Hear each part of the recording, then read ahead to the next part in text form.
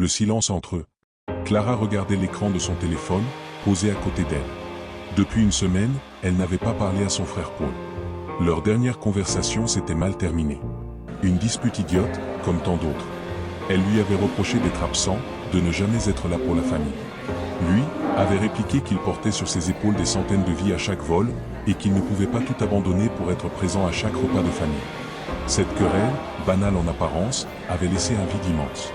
Clara repassait sans cesse leurs mots, regrettant son ton froid, regrettant de ne pas avoir rappelé aussitôt pour s'excuser. Il était 22h37 ce soir-là. Clara s'apprêtait à se coucher quand son téléphone vibra. Le nom de Paul s'afficha. Son cœur fit un bond. Devait-elle décrocher? Ses mains tremblaient lorsqu'elle glissa son doigt sur l'écran. Allô? Paul? La voix de son frère résonna, mais différente. Plus lente, fatiguée, mais pleine d'une tendresse inhabituelle. Clara, je n'ai pas beaucoup de temps. Je voulais que tu saches que je suis désolé. Elle resta interdite, le souffle coupé. Désolé? Paul, attends, je ne comprends pas désolé. Pourquoi? Pour la dispute, pour mon absence, pour tout. Je me suis souvent trompé. Mais je t'aime, Clara. Je voulais que tu le saches. Ses yeux se remplirent de larmes. Sa voix trembla. Moi aussi, Paul. Je t'aime tellement. On réglera tout à ton retour, d'accord? Tu reviens quand? Un bruit étrange couvrit sa voix, une alarme sourde, des cris étouffés, un vacarme métallique. Clara fronça les sourcils. Paul? Où es-tu? Que se passe-t-il? Sa respiration était rapide, haletante. Je suis dans les airs. On a un problème.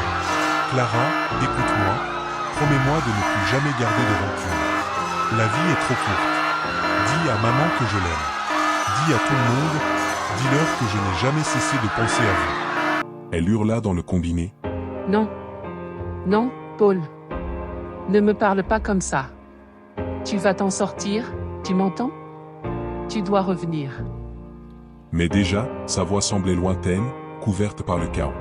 Un pilote en arrière-plan criait des termes techniques. Un steward appelait au calme.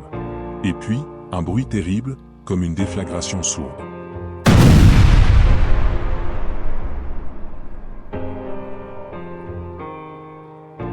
Clara. Merci d'avoir décroché.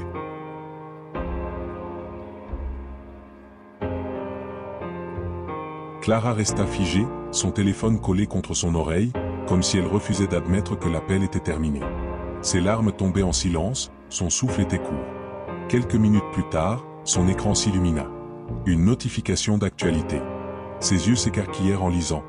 Urgent, crash du vol 713, parti de Lisbonne vers Paris. L'appareil se serait abîmé en mer. Aucun survivant confirmé. Ses jambes cédèrent. Elle s'effondra au sol, le téléphone toujours serré dans sa main. Les jours suivants furent un brouillard de larmes, de funérailles et de silence. Mais au milieu de cette douleur, Clara se raccrochait à une chose, ce dernier appel.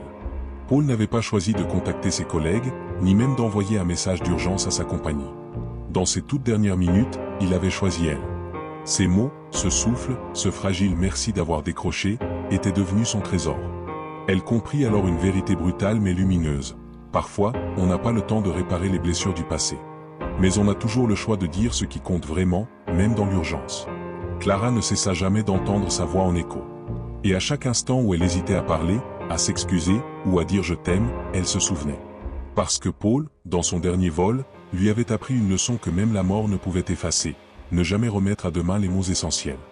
Si tu as aimé cette histoire, laisse un j'aime, laisse tes remarques en commentaire pour m'aider à améliorer mes vidéos, abonne-toi et active la cloche pour ne rien rater de mes nouvelles histoires. Et je te dis à bientôt, pour de nouvelles histoires, bye.